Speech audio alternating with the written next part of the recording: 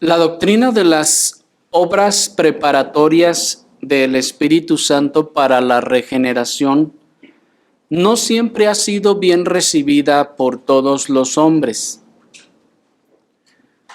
Por un lado, los que se inclinan por lo que hoy es llamado el hipercalvinismo nos acusarán de desviarnos del calvinismo hacia el arminianismo. Mientras que, por otro lado, los que no están dispuestos a estudiar seriamente este tema no distinguirán claramente entre lo que estas doctrinas sostienen y lo que sostiene el arminianismo mismo. Sin embargo, así como hicieron nuestros antepasados en la fe, así nosotros el día de hoy, con la ayuda del Señor, presentaremos una breve, pero procuraremos clara, distinción entre la doctrina de las obras preparatorias del Espíritu Santo para la regeneración y los postulados pelagianos y semipelagianos. Así que en esta oportunidad, si el Señor nos lo concede, estaremos distinguiendo pues la doctrina de las obras preparatorias del Espíritu Santo para la regeneración de los postulados pelagianos y semipelagianos, así como vamos a estar procurando resolver algunas dudas que surgieron en estas semanas respecto a este tema. Este tema no solo se ha controvertido ahora en nuestros días, sino que esta controversia, hermanos, ocurrió a principios del siglo pasado. Así que el día de hoy vamos a considerar entonces la controversia de las obras preparatorias del Espíritu Santo para la regeneración. Yo sé que es un título muy largo, pero si quieren solo pónganles la controversia de las obras preparatorias del Espíritu Santo. Y bueno, creo que con eso podemos tener claro a qué nos referimos. Y vamos a considerar este tema a través de los tres siguientes encabezados. Vamos a ver primeramente la controversia. Después vamos a ver la distinción del arminianismo, es decir, la distinción de esta doctrina del arminianismo. Y por último vamos a dar una respuesta al hipercalvinismo. Pero veamos primero a qué nos referimos con la controversia, hermanos. Cuando expusimos la doctrina perdida, dijimos que estaba perdida de las obras preparatorias del Espíritu Santo para la regeneración, algunos se asustaron. Sí, y algunos dentro del calvinismo también se asustaron. Porque dijeron, ¿cómo? Pero eso suena como al arminianismo. Porque si el Señor entonces prepara a las personas, si el Espíritu Santo está haciendo ya una obra de gracia, entonces eso es lo mismo que dicen los arminianos. Pero su sorpresa parece venir precisamente de la ausencia del conocimiento de esta doctrina en lo que hoy se llama reforma en nuestros días. Es decir, que se han sorprendido algunos que se hacen llamar a sí mismos calvinistas, pero debido a que el día de hoy, hermanos, en lo que hoy se llama reforma, esta doctrina de las obras preparatorias del Espíritu Santo no es generalmente enseñada. Pero ver a ciertos calvinistas fruncir el ceño ante estas cosas no es nuevo. Nuestros ancestros en la fe, los puritanos, ya fueron también señalados e incluso hasta acusados de arminianismo. ¿Los puritanos fueron acusados de arminianismo? Sí, hermanos, los puritanos también fueron acusados de arminianismo precisamente en esta doctrina.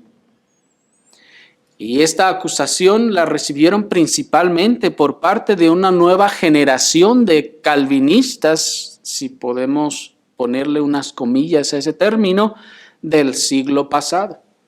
Pues a partir de los comienzos del siglo pasado, comenzó una generación de calvinistas a cuestionar si estas doctrinas no se parecían al arminianismo o si no estuvieran desviándose de las doctrinas calvinistas de la gracia irresistible. Tal parece que el despertar de las doctrinas bíblicas, así llamadas calvinistas, prorrumpe con un muy conciso resumen de las doctrinas cada vez que despierta, en cuya compactación se pasan por alto muchos detalles medulares y precisiones centrales para el correcto entendimiento de la autoridad del Padre, de la obra de Cristo, la obra del Espíritu Santo y del Evangelio mismo. Es decir, hermanos, que cuando en la gracia del Señor, las doctrinas bíblicas que han sido llamadas calvinismo despiertan en diferentes épocas de la historia, muchas veces despiertan en base a concisos resúmenes de las doctrinas. Y pensamos que esto es algo que ocurrió también en este reciente despertar de nuestra generación. Es decir, que lo que algunos han llamado ese avivamiento de la reforma en nuestros tiempos, ese supuesto avivamiento que comenzó, no sé, hace algunos 10 o 15 años y que hizo conocer las doctrinas reformadas que habían estado olvidadas por décadas, hermanos, por décadas, por no decir que hasta más de un siglo en algunos lugares, en muchos otros países por siglos, ciertamente, por siglos quedaron olvidadas. Y cuando vinieron a resurgir, resurgieron a través de resúmenes de las doctrinas. ¿Me estoy explicando? Es decir, que cuando alguien volvió a resacar, a hacer resurgir las doctrinas reformadas, fue a través de resúmenes de las doctrinas. Es decir, se comenzó a decir, miren, aquí está la doctrina reformada, las 5 solas, las doctrinas de la gracia. Esto es reforma. Y así aprendimos, así lo bebimos, así lo creímos. Sin embargo, tanto las 5 solas como las doctrinas de la gracia, hermanos, incluyendo a veces incluso las mismas confesiones de fe, son solo resúmenes de las grandes doctrinas reformadas, hermanos. Y muchas veces, al haber bebido de estos resúmenes, nos quedamos con la idea de que eso era todo, de que esas eran las doctrinas reformadas y no hay más, esas son todas. Y viene alguien y nos dice, hay unas obras preparatorias del Espíritu Santo, y entonces va y revisa su página de internet, a ver, esto es lo que debe ser la reforma. 5 solas, doctrinas de la gracia, confesión de fe. No lo veo, no, eso no debe ser reformado. ¿Me explico ahora?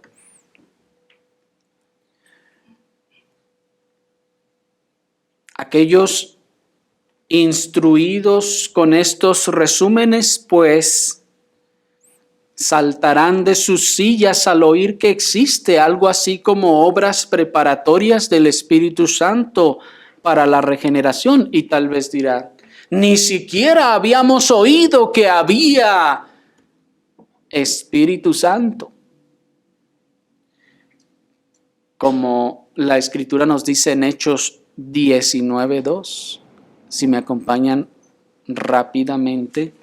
Dice el libro de los Hechos, capítulo 19, en el versículo 2.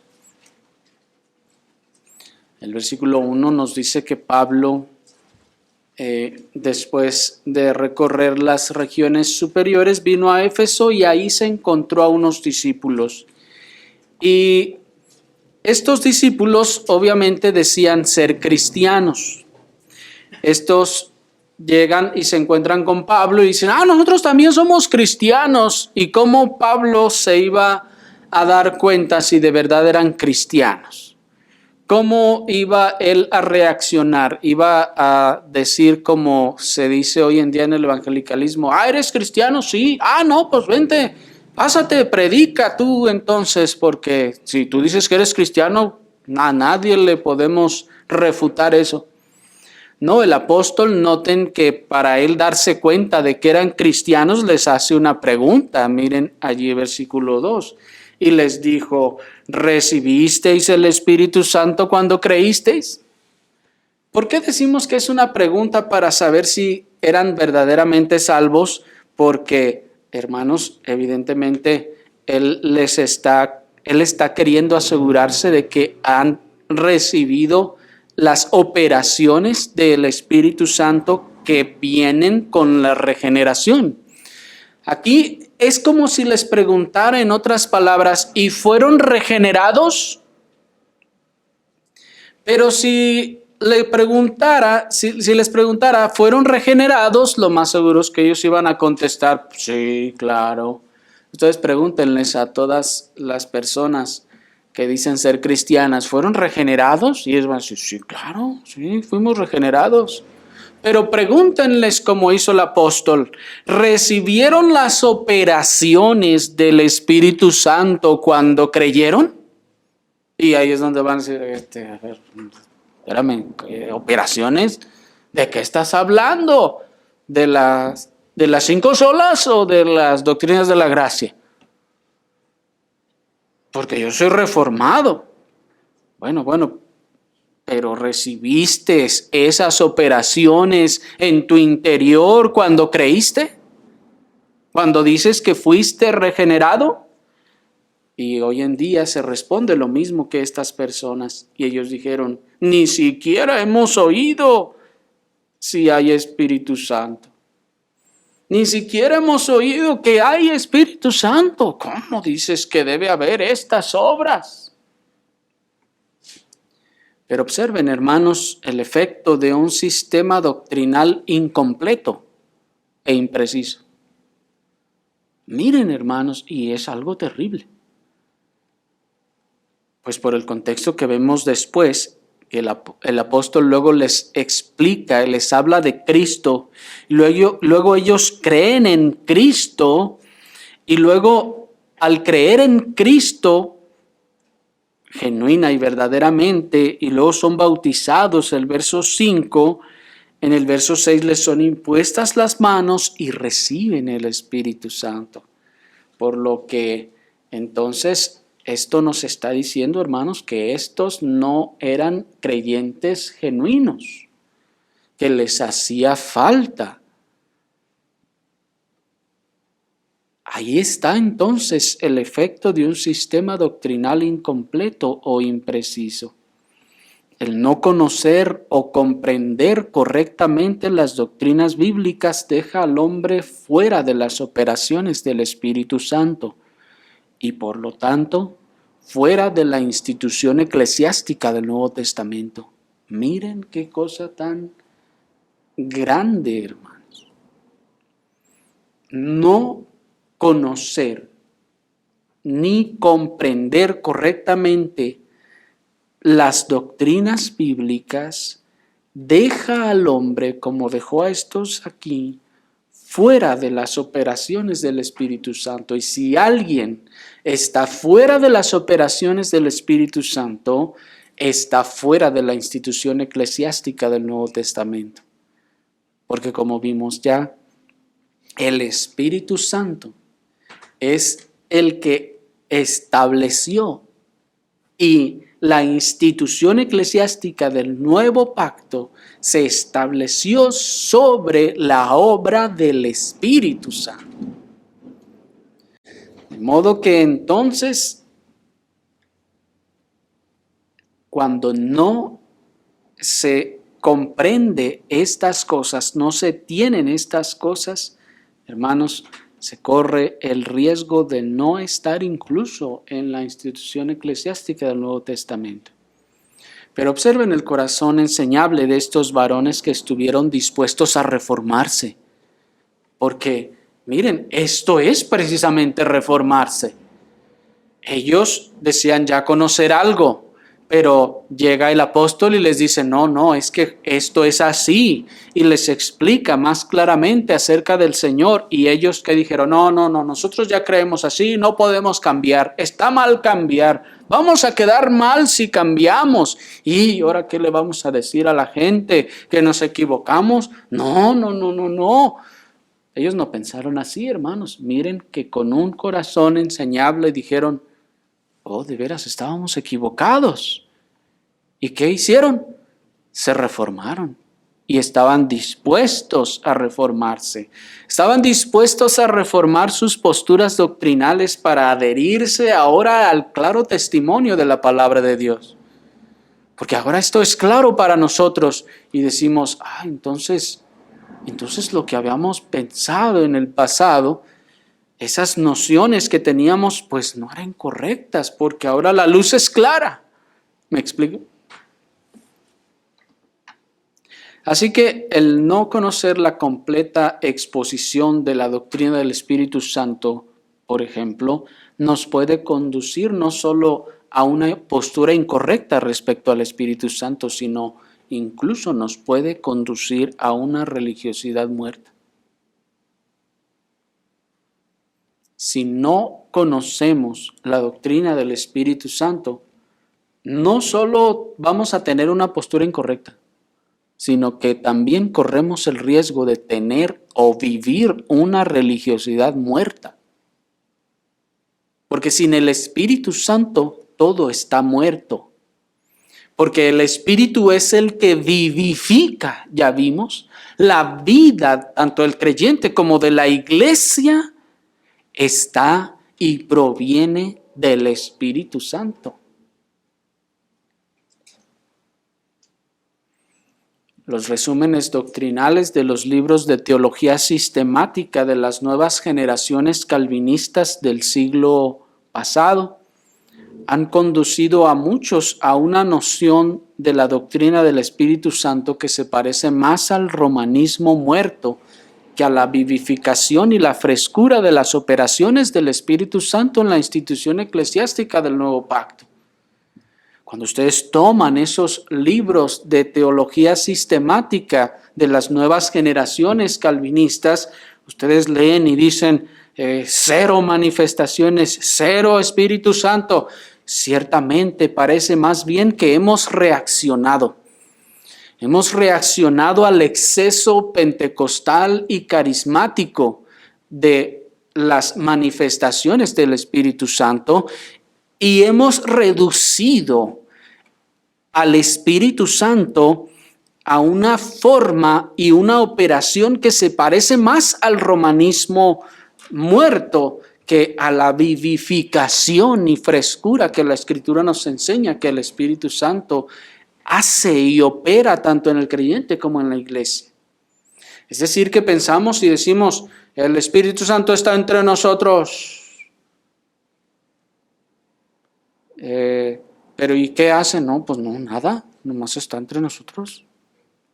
¿Y qué hace aquí? No, pues está para acompañarnos y para, no sé, ¿sí me explico?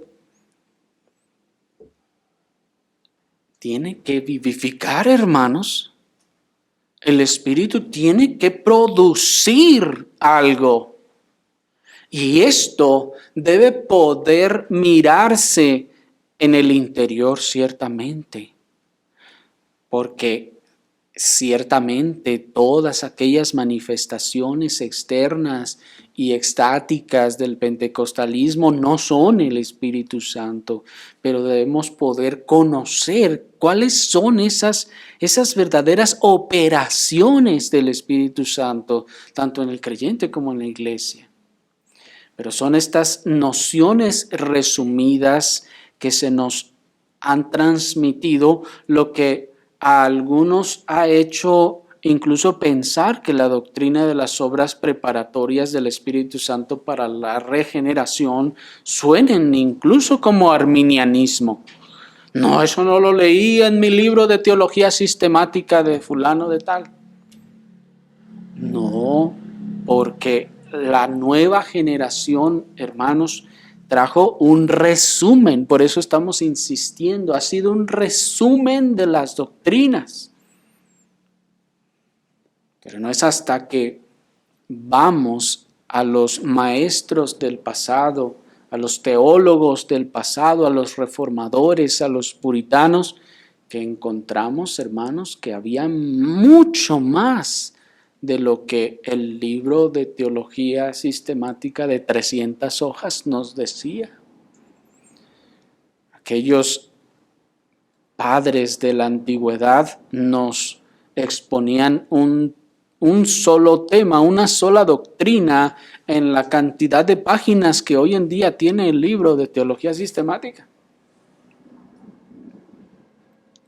Pero pasemos a nuestro segundo encabezado para demostrar cómo es que la doctrina de las obras preparatorias del Espíritu Santo para la regeneración se distingue del arminianismo. Acompáñenme para ello a Romanos capítulo 7, versículo 7. Romanos capítulo 7, versículo 7, dice la palabra del Señor.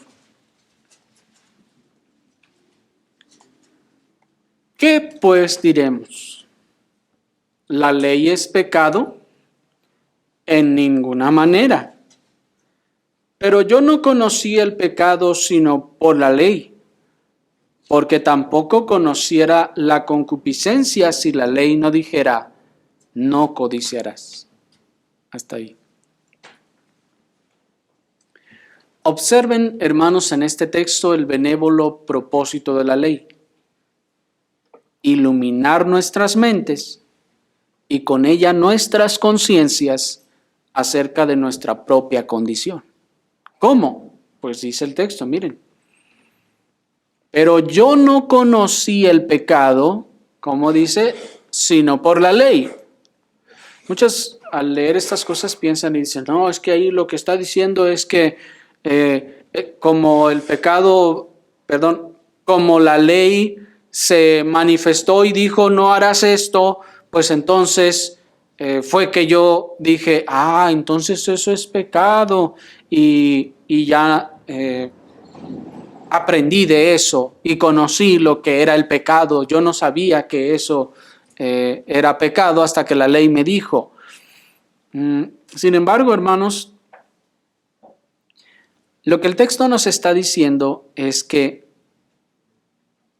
antes que la ley no viniera a iluminar la conciencia de las personas, la mente y la conciencia, el hombre no conocería su concupiscencia. Miren cómo dice el texto. Yo no conocí el pecado sino por la ley. Es decir, yo no conocí el pecado hasta que la ley vino y me habló. Y dice, porque tampoco conociera, noten, la concupiscencia. Allí en sus versiones, Reina Valera 60 dice la codicia, pero el texto original se refiere a la concupiscencia de la carne. No conocería la concupiscencia si la ley no dijera, no codiciarás. Es decir, la ley, alguien me expuso la ley. Cuando me expusieron la ley que decía no codiciarás, entonces mi mente y mi conciencia se iluminaron y entonces dije, ¿y por qué codicio? ¿Me explico? mira, sí, la ley dice que no lo haga, pero yo tengo una inclinación a hacerlo. Allí está iluminando la ley la conciencia. ¿Se están dando cuenta? La ley entonces, miren cómo con señalarme el mandamiento también me está señalando por implicación mi inclinación, dice el apóstol. Yo no conociera la concupiscencia. Noten que no dice no conociera el mandamiento, no, dice la concupiscencia, y la concupiscencia es interna, es mía, es la que tengo yo adentro. Dice el apóstol, yo no me habría dado cuenta de lo que tenía yo adentro si la ley no me hubiese instruido, si la ley no me hubiese iluminado. Porque el apóstol es como si nos dijera, yo no sabría que existe una inclinación pecaminosa en mí si la ley no dijera no codiciarás. Yo seguiría pensando que soy bueno y que no le hago nada mal a nadie, que no le hago ningún mal a nadie. Si la ley no dijera no matarás en todas sus implicaciones.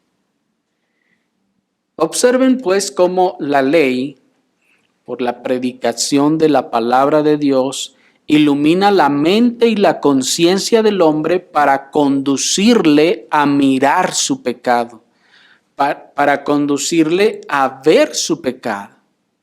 Y hacer esto, o más bien, y esto es una obra de gracia, porque Dios podría habernos dejado así. Y como ya explicamos, pues, Dios escogió por medio de su Espíritu Santo preparar nuestros corazones con estas operaciones preparatorias previas a la regeneración. Porque la regeneración en ese sentido no cae en el vacío así ya. Yo estaba allá en mi trabajo y estaba haciendo esto, lo otro, y ¡zas! Me regeneró el Señor. Nunca había ido a la iglesia, nunca había leído la Biblia y el Señor me salvó. No, eso no es posible, dice la Escritura. Eso no puede suceder así, porque la ley es la que nos da el conocimiento del pecado. Debe ser expuesta por la palabra de Dios la ley para que yo pueda ver mi pecado, para que yo pueda ser convencido de pecado. Y entonces, después de la convicción, pueda arrepentirme. ¿Me explico?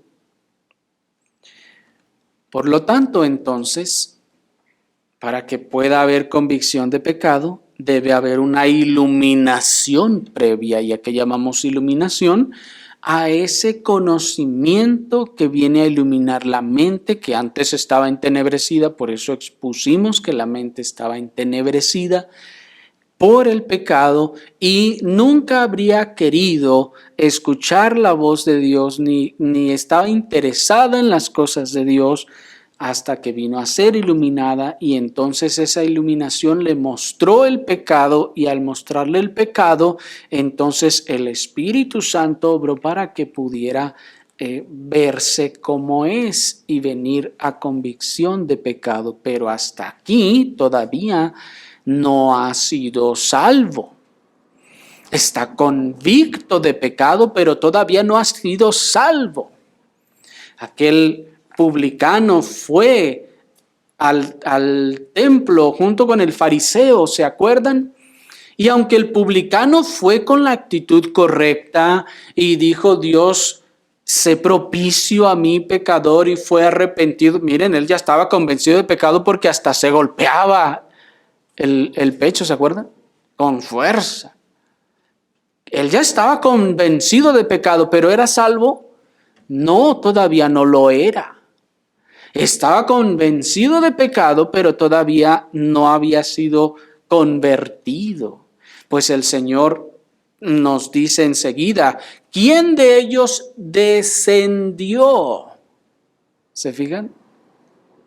¿Quién de ellos descendió justificado o perdonado?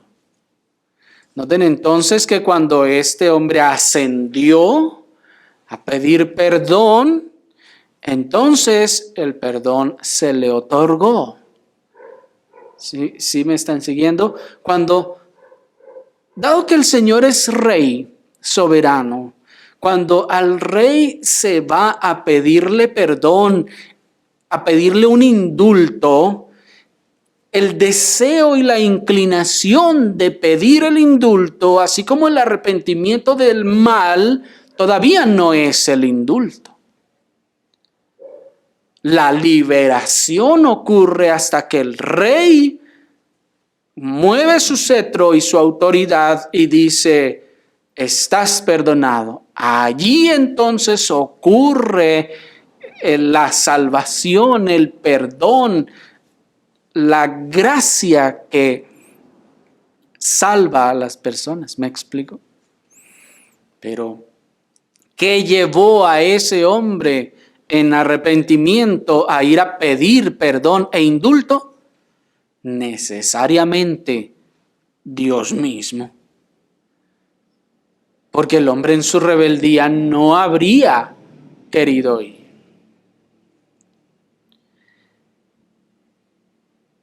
Y dijimos pues que esta es una obra del Espíritu Santo, porque si el Espíritu Santo no obra en los hombres, proponiéndoles a sus mentes, instándoles a sus conciencias con la iluminación de la palabra de Dios, el hombre permanecería absolutamente indiferente y ajeno a Dios por la corrupción de sus facultades derivados de la caída.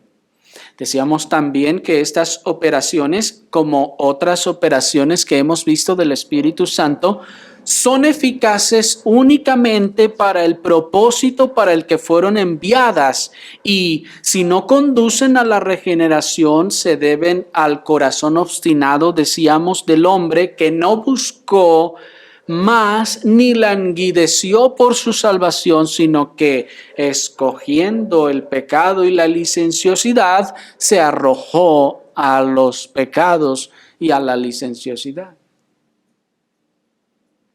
El Espíritu Santo, ya vimos, y por eso vimos previamente, que no todas sus operaciones primeramente son salvadoras. Él puede estar operando otras cosas, aun sean bienes, como sabiduría, entendimiento, vimos, y muchas otras cosas a los seres humanos, sin que con ello necesariamente se vea obligado a salvarlos para eso. Estas operaciones, entonces, que son enviadas, son eficaces y son poderosas. ¿Para qué? Para lo que Dios las mandó. Es decir, el Señor determinó que solo obraran hasta aquí y hasta aquí obrarán. En ese sentido, a aquel publicano, las operaciones que le fueron enviadas, primeramente, le llevaron solo hasta el lugar santo a pedir perdón. Y enseguida habría una obra que lo llevaría a la regeneración. Sin embargo, pues, estas obras son poderosas hasta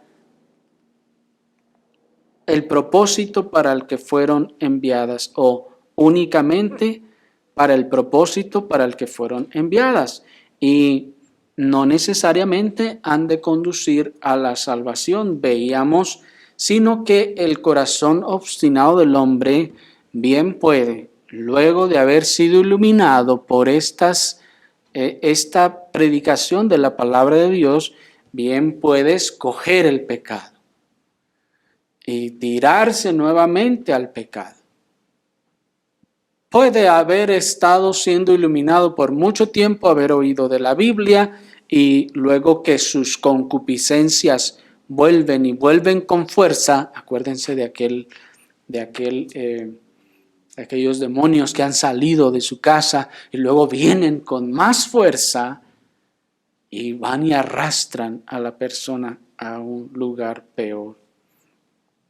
Y es aquí precisamente en donde algunos preguntaron, pero ¿no suena eso a arminianismo? si entonces el Espíritu estuvo obrando, pero pues al final la persona se perdió, entonces no será eficaz. ¿No suena eso como arminianismo, que el Señor llevó al hombre hasta cierto punto y ya el hombre entonces ahí ya dependía completamente del hombre? Y respondemos que no. No es arminianismo. ¿Por qué no? Bueno, primeramente porque el arminianismo, como lo conocemos ahora, parte de la presuposición de que el hombre no está totalmente muerto en delitos y pecados y que éste está en poder o está en el poder del hombre llegar a la regeneración o no. Decimos que el arminianismo como lo conocemos ahora, hermanos, porque la verdad es que si nos determinamos a buscar un postulado formal del arminianismo, es algo verdaderamente complicado. El arminianismo se diversifica tremendamente, hermanos, en el evangelicalismo de nuestro tiempo, y lo que hoy conocemos como arminianismo en muchos casos es más bien pelagianismo, en otros es semipelagianismo y muchas otras cosas. Pero aquí con el término arminianismo nos referimos a de manera general que se engloba, pues así se usa hoy en nuestros días, es como el término que engloba todas aquellas posturas anticalvinistas que colocan en el poder del hombre la decisión y el poder para salvarse o para regenerarse o no. Esto es lo que estaremos llamando arminianismo, pues sería casi imposible definir con toda precisión los postulados del arminianismo en esta parte, pues como les decía, son muy diversos y matizados y se mezclan unos con otros en diferentes denominaciones y en diferentes posturas. Así que partiremos de las bases pelagianas y semipelagianas que también conviven y convergen y se mezclan hoy con lo que denominamos de manera general el arminianismo. Hermanos, el asunto está tan revuelto y tan mezclado y tan diversificado en el arminianismo que incluso hay quien ha dicho que Jacobo Arminio era más calvinista que Calvino mismo. Es en serio, hermanos, si ustedes se dedican a buscar una definición seria del arminianismo, es decir, a ver, arminianos de cepa, ¿qué es arminianismo? Hermanos, van a encontrar un montón de definiciones.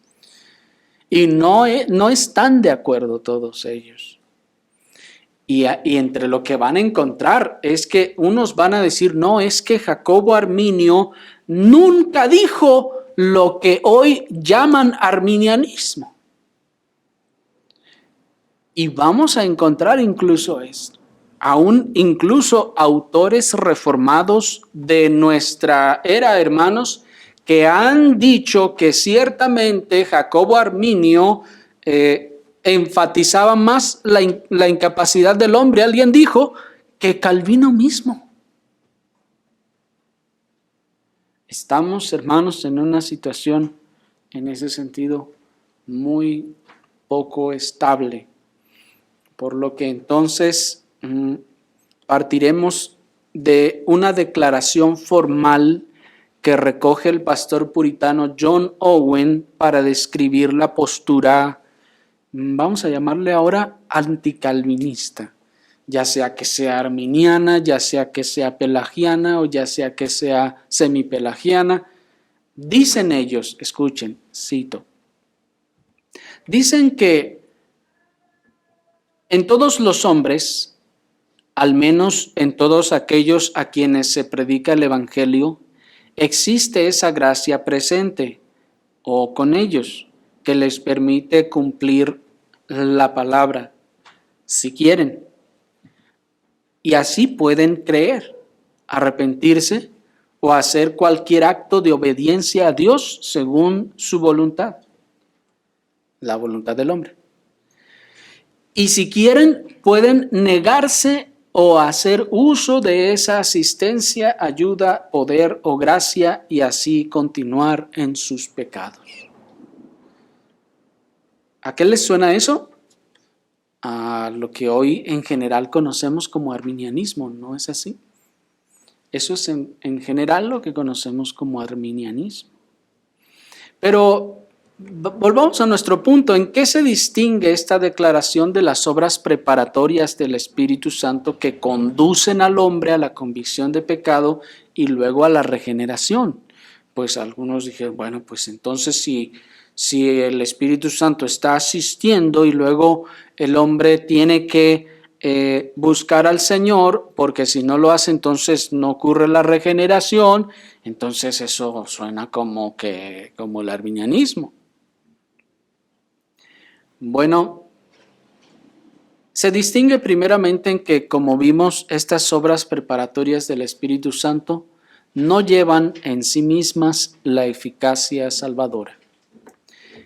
Esta definición arminiana que leímos nos dice que sí, que hay una gracia presente, le llama así, dice, existe esa gracia presente o con ellos que les permite cumplir la palabra si quieren, y así pueden creer y arrepentirse o hacer cualquier acto de obediencia a Dios según su voluntad. Esa es una diferencia. La primera diferencia es que las obras preparatorias del Espíritu Santo, como hemos enseñado, no llevan en sí mismas la eficacia salvadora. El pelagianista, por su parte, entonces, contrastamos, declara y dice, es la obra del Espíritu Santo, escuchen, esto es lo que dice el pelagianista, escuchen, hermanos. Es la obra del Espíritu Santo y un efecto de la gracia de Dios, porque si el Espíritu de Dios por medio de la palabra no previniera, excitara, agitara y provocara las mentes de los hombres, si no los ayudara y asistiera cuando se esfuerzan por volverse a Dios en la eliminación de prejuicios y toda clase de impedimentos morales, los hombres continuarían y permanecerían, por así decirlo, muertos en delitos y pecados. Al menos sus esfuerzos en pos de la liberación serían débiles e infructuosos, termina la cita. Y miren, hermanos, esta es una declaración pelagiana. Esta es una declaración pelagiana. Por eso les dije al principio, hermanos, necesitamos estar bien atentos, porque este es un asunto complicado. Sin embargo, hermanos, a pesar de lo que declara el pelagianismo, que el hombre entonces tiene esa fuerza, que se esfuerza por volverse a Dios y el Espíritu solo le asiste, como que lo va empujando para que él ejerza su fuerza. Sin embargo, en las operaciones preparatorias del Espíritu, el Espíritu de Dios obra la iluminación de la mente, inquieta la conciencia, mueve los afectos y la voluntad solamente por medio de una persuasión moral, lo que el puritano John Owen llama una persuasión moral en la que no hay fuerza eficaz o real comunicada para que el hombre aborrezca lo que amaba o ame lo que ahora en el fondo aborrece. Es decir, que estas obras preparatorias, como insistimos, no tienen en sí mismas la eficacia salvadora, sino tienen el propósito de iluminar la mente, inquietar la conciencia, mover los afectos e incluso la voluntad, porque vimos que la voluntad también se puede mover. La voluntad de un impío también se puede mover, veíamos por diferentes causas la ocasión anterior. Y todo esto no es más que una persuasión moral que no llega al nivel de la vida espiritual. ¿Por qué no? Porque aquel fue persuadido moralmente, pero todavía sigue amando en el interior su pecado. Todavía sigue deseando lanzarse con toda avidez a su pecado. Todavía no aborrece en el fondo el pecado y no ama la santidad y las cosas de Dios. Y aquí es también donde esencialmente distinguimos la doctrina de las obras preparatorias del Espíritu Santo para la regeneración del concepto wesleyano de gracia previniente. ¿Y qué es ese concepto de la gracia previniente, hermanos? Bueno, una vez más, como casi todos los demás postulados anticalvinistas, este concepto de la gracia previniente es muy diverso, hermanos. También tiene varias vertientes que si buscan ustedes un significado, uno les va a decir una cosa, otro les va a decir otra cosa y son varios. Pero particularmente en este caso nosotros nos enfocaremos en el que lo propuso, que en este caso fue John Wesley. John Wesley propuso este concepto de gracia previniente diciendo que el Señor estaría enviando una gracia y un poder a la persona que quiere salvar, le da una gracia que lo conduce digamos, al borde de la regeneración y que allí lo deja para que el hombre enseguida ya diga, está bien, acepto a Cristo como mi Salvador y entonces soy salvo. ¿Por qué? Porque Wesley y el arminianismo de su tiempo estaba dispuesto a reconocer una cierta incapacidad en el hombre y a decir, sí, cierto, el hombre no iría a Dios solo, por sí mismo no buscaría a Dios. Y el calvinista le pregunta a Wesley, bueno, y entonces si el hombre solo no va a Dios, entonces tú ¿cómo explicas que venga, escuche la palabra y venga a ser salvo? Él entonces viene con el concepto de gracia previniente y ese es un concepto wesleyano. Hoy en día por eso le dicen en los lugares de donde el Señor nos sacó, traiga a su vecino, aunque sea que lo traiga de las greñas, pero aquí, con que esté aquí y oiga, con eso, ¡zas!, va a pasar la regeneración. Ya no se esgrime el concepto de gracia previniente, ¿no? Ahora la gracia previniente es usted que se lo trajo por obligación, por engaño o por coerción. Miren, hermanos, cómo hasta le dicen que le doy 200 pesos si me acompaña al culto y no, y ahí va a pasar algo. No, hermanos, el Espíritu Santo tiene que obrar la iluminación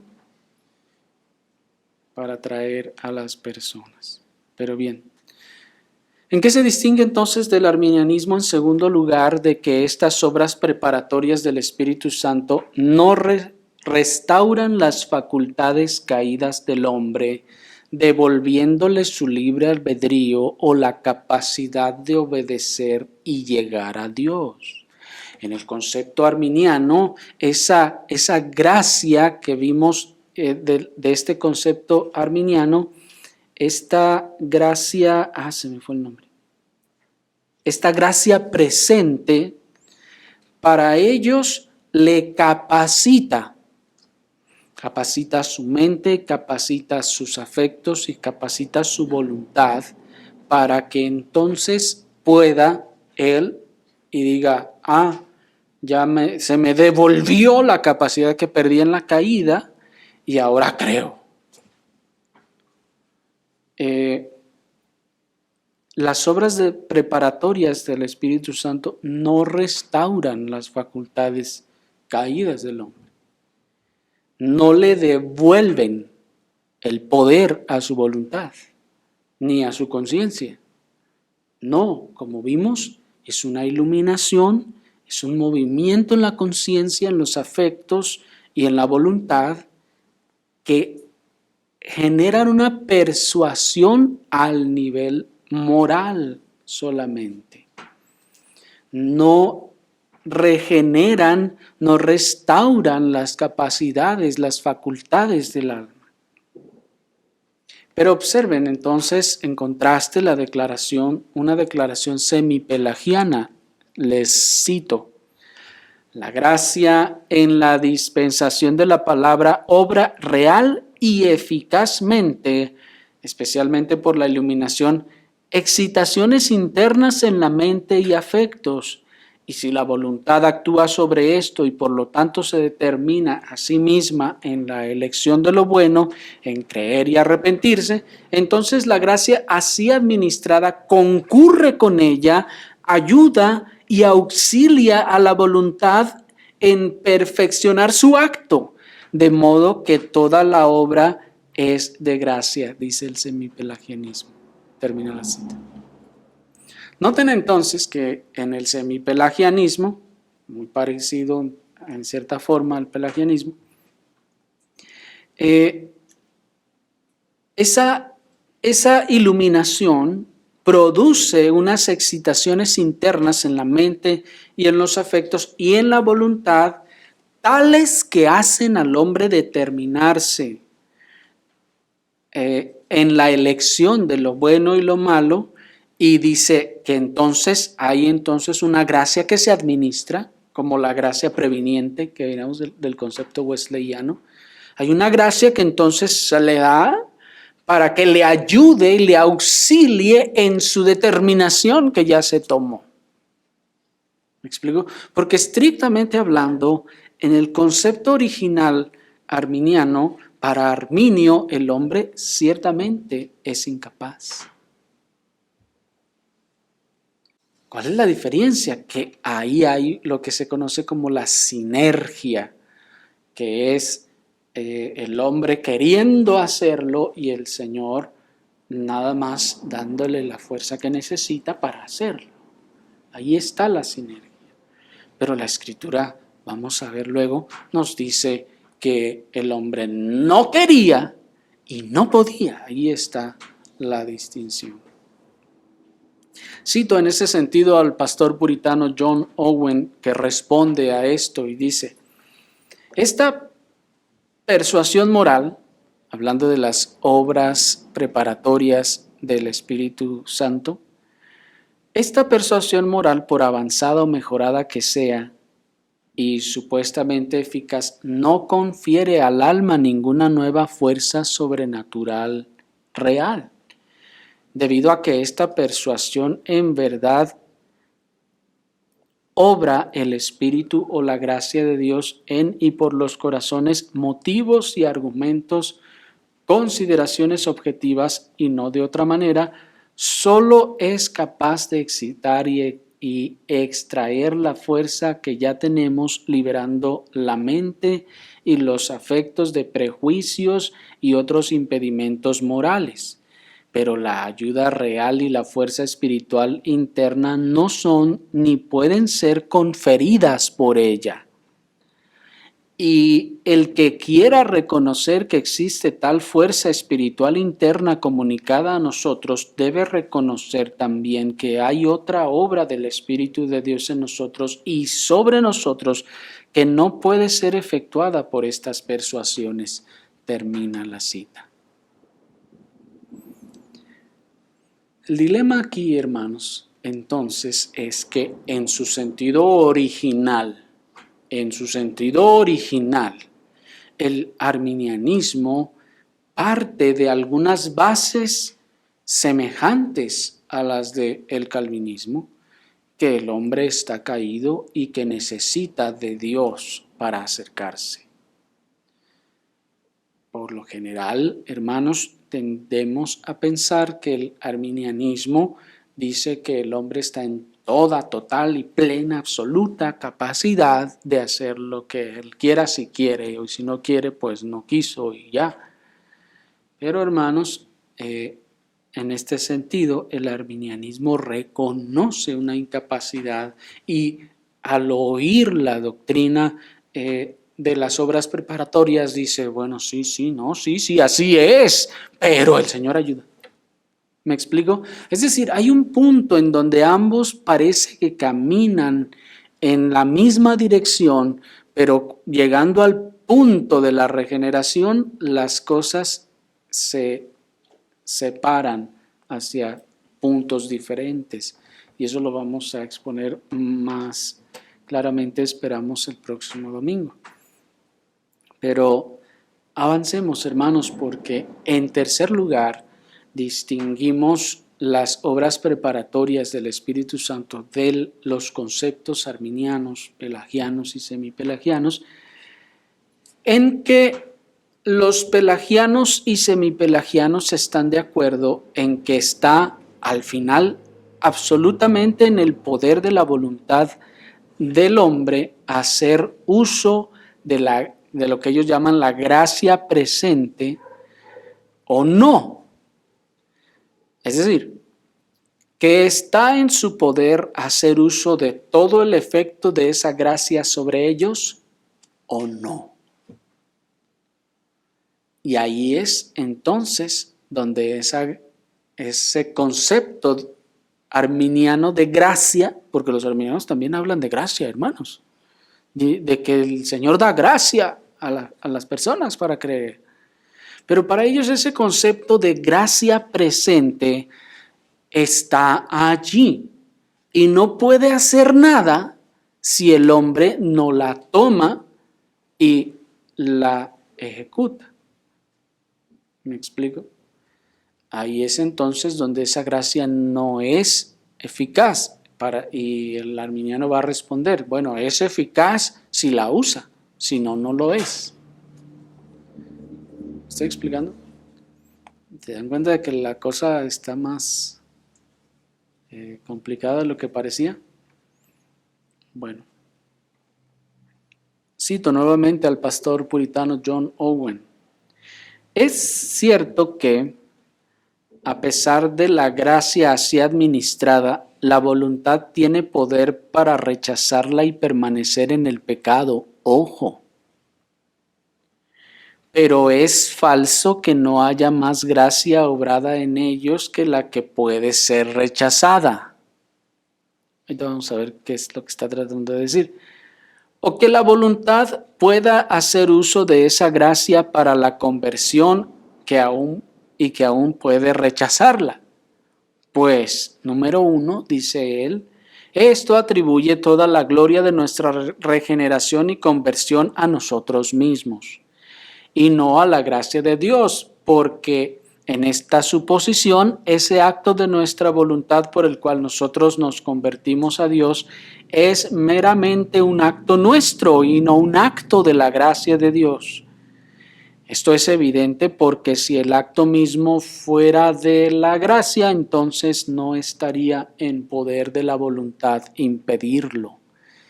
Y qué cosa tan fuerte, hermanos, que nos dice, si el acto mismo fuera de la gracia, entonces no estaría en la posibilidad o en la voluntad el impedirlo. Y en segundo lugar dice, esto dejaría absolutamente incierto, a pesar del propósito de Dios y de la compra de Cristo, si alguien en el mundo se convertiría a Dios o no. Porque si esa gracia se puede rechazar o no, entonces, ¿cómo sabemos si la va a aceptar o la va a rechazar el hombre?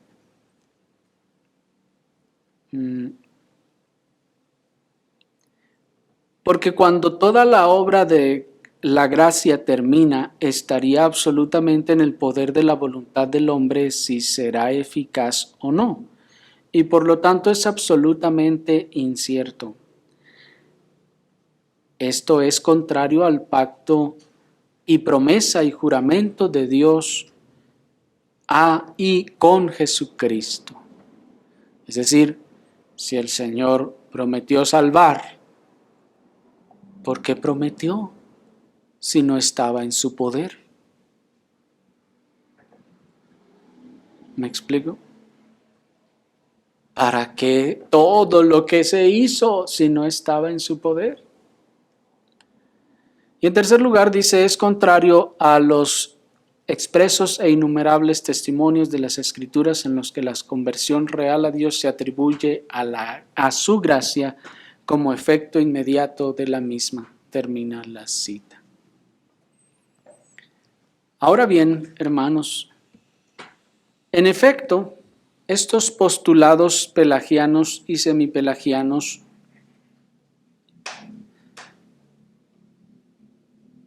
no hacen menos que derribar el papel protagónico de la gracia para convertirla, en el mejor de los casos, en un refuerzo de la voluntad humana, pues atribuye el poder y la gloria al hombre de su propia conversión, siendo su voluntad la causa principal de esta conversión. Al fin de cuentas, hace que el hombre se engendre a sí mismo o que nazca de nuevo por sí mismo, que se diferencie de los demás por lo que no ha recibido de manera especial. Supongamos, hermanos, que un hombre tuviera poder en sí mismo para creer y arrepentirse. Si estos solo fueran actos de su voluntad y que no los obrara, tal cosa haría el poder de la gracia incapaz, porque no podría operar en el hombre por su propio poder, sino que solo podría persuadirlo y mostrarle razones suficientes por las que debe creer y arrepentirse, pero no podría hacerlo que se arrepienta. Y antes de terminar este punto, hermanos, quiero compartirles una oración que el pastor puritano John Owen recoge de un documento del sínodo diospoliano del 415, en donde se testifica que Pelagio enseñó a orar a una viuda de la siguiente manera. Cito: alza dignamente sus manos a Dios y derrama su oración con buena conciencia y es capaz de decir: tú sabes, Señor, cuán santas y puras y cuán libres de toda maldad, iniquidad y violencia son las manos que extiendo hacia ti.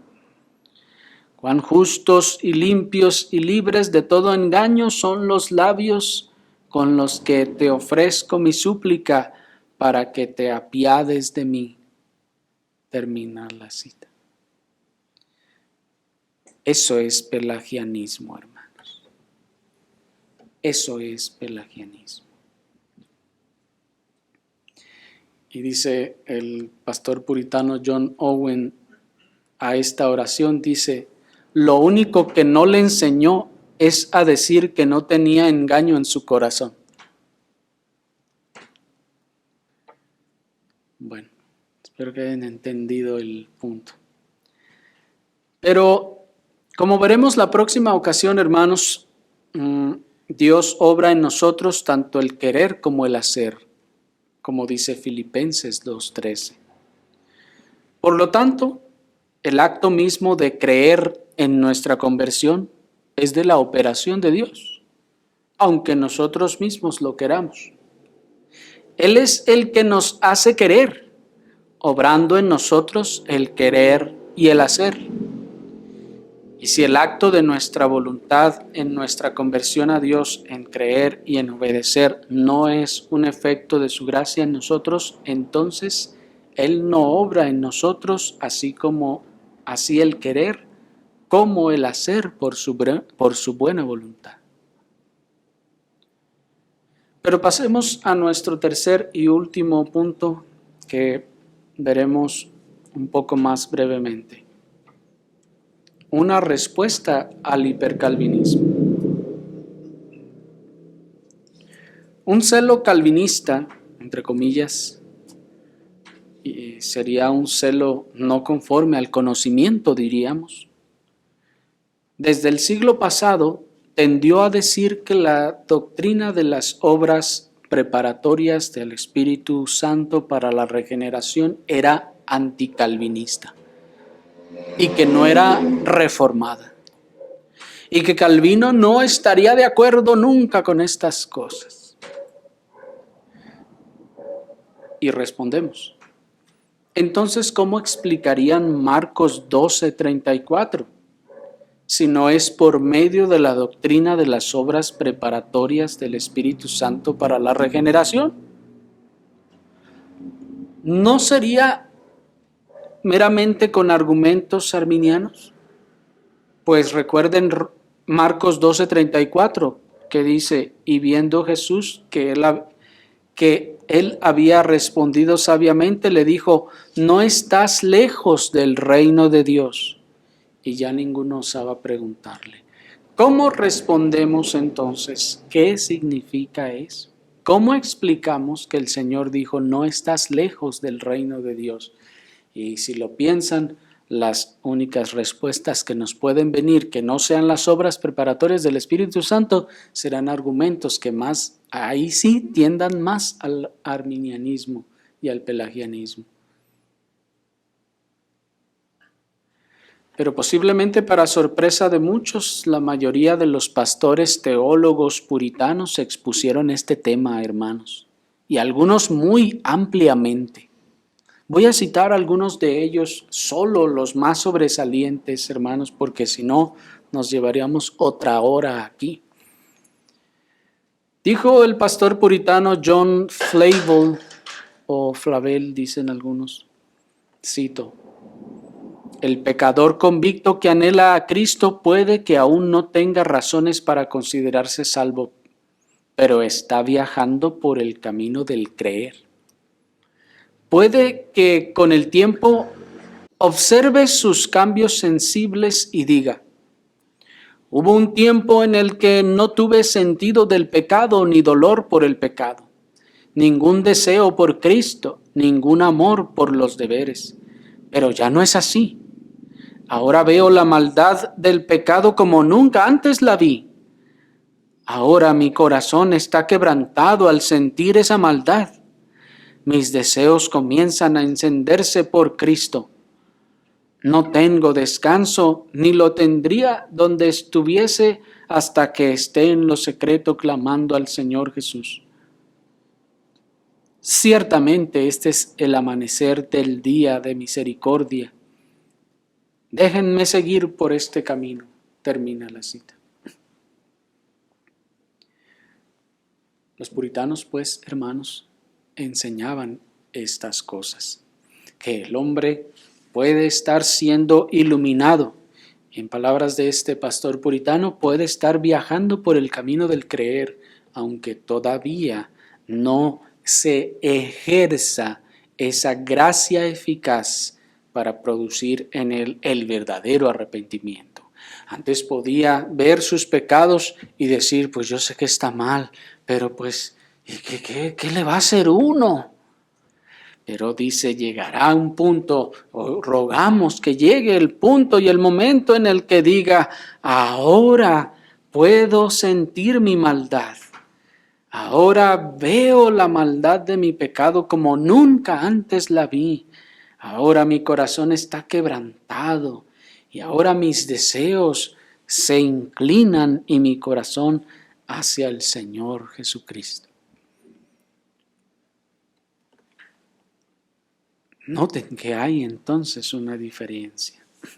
El mismo reformador Calvino dijo, cito, Dios usa especialmente su ley que sirve no solo para dirigir a los creyentes en su conducta, sino también para despertar la conciencia de los incrédulos a su culpa y necesidad de un Salvador. Dios toma pecadores duros y prepara nuestros corazones para venir hacia Él y recibir su doctrina. Termina la cita. Así que, no, hermanos, es una mala interpretación del calvinismo el pensar que el calvinismo rechazaría estas cosas, sino todo lo contrario. Miren lo que el pastor puritano Richard Sibbes dice al respecto. La humillación es nuestro deber, aunque es imposible aparte de la convicción del Espíritu Santo. Este moretón es necesario antes de la conversión, para que el Espíritu pueda abrirse camino en el corazón, abatiendo todos los pensamientos soberbios. Termina la cita. ¿Se fijaron? También este puritano nos expone y nos dice que el Espíritu Santo tiene que causar lo que él llama ese moretón en la persona para abrirse camino en el corazón.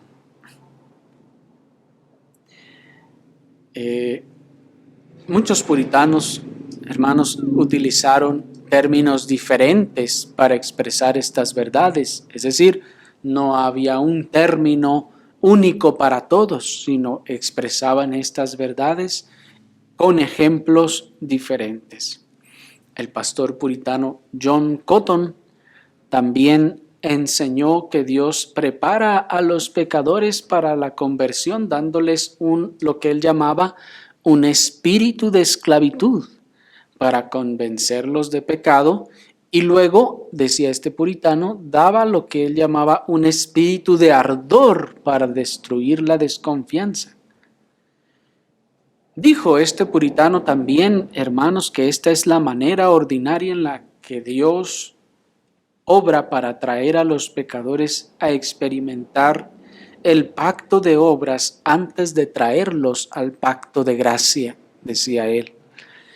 Y dijo también, cito, como un maestro conduce a sus estudiantes por el temor hacia este o aquel deber, así la ley de Dios conduce al alma por el temor hacia Jesucristo.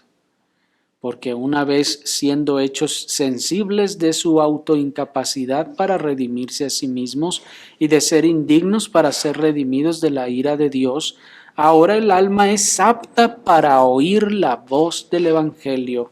Ahora la noticia de Cristo es hermosa y una buena noticia, y este es el uso de la ley para con los elegidos de Dios, antes que vengan a estar bajo el pacto de gracia de Dios. Termina la cita. ¿Se fijan, hermanos? Y notan que aquí es donde tiene entonces sentido cómo la predicación de la ley de Dios es necesaria para que pueda llegar la predicación del Evangelio. Y cómo entonces, cuando las personas van a recibir esa gracia salvadora y esas buenas noticias como buenas noticias, debieron entonces haber sido iluminados antes por la ley y llevados a ese, como decía este puritano, a ese espíritu de esclavitud a la ley. Para que entonces, ahora sí, habiendo estado bajo el pacto de obras, luego vengan a estar bajo el pacto de gracia. Y hermanos, también muchos grandes teólogos puritanos como Thomas Goodwin, como Thomas Boston, como Thomas Watson y muchos de casi todos los puritanos que ustedes conocen, hablaron de estas cosas. Pero quiero terminar, hermanos, solamente refiriéndoles al pastor puritano John Bunyan, quien en su libro del Progreso del Peregrino plasmó también esta doctrina de las obras preparatorias de la regeneración del Espíritu Santo para la regeneración, cuando él expresa que Cristiano se desvió del camino haciendo caso a un tal señor legalidad. ¿Se acuerdan? Pero este señor legalidad nunca pudo quitar su carga del pecado. Y asimismo se expresó a través de los truenos del monte Sinaí que le detuvieron de desviarse hasta que Evangelista le hizo regresar a la senda que le conducía a la cruz. Y así pues, hermanos, esta doctrina fue una doctrina enseñada prácticamente por todos los puritanos de aquella época, cuyos escritos todavía permanecen hasta nuestros días. Y no tiene aunque tenga alguna cierta semejanza en un punto con los conceptos del arminianismo, se separa de ella en gran manera en la eficacia precisamente de esta obra. Y eso es lo que veremos con la ayuda del Señor el próximo domingo. Oremos, hermanos, al Señor.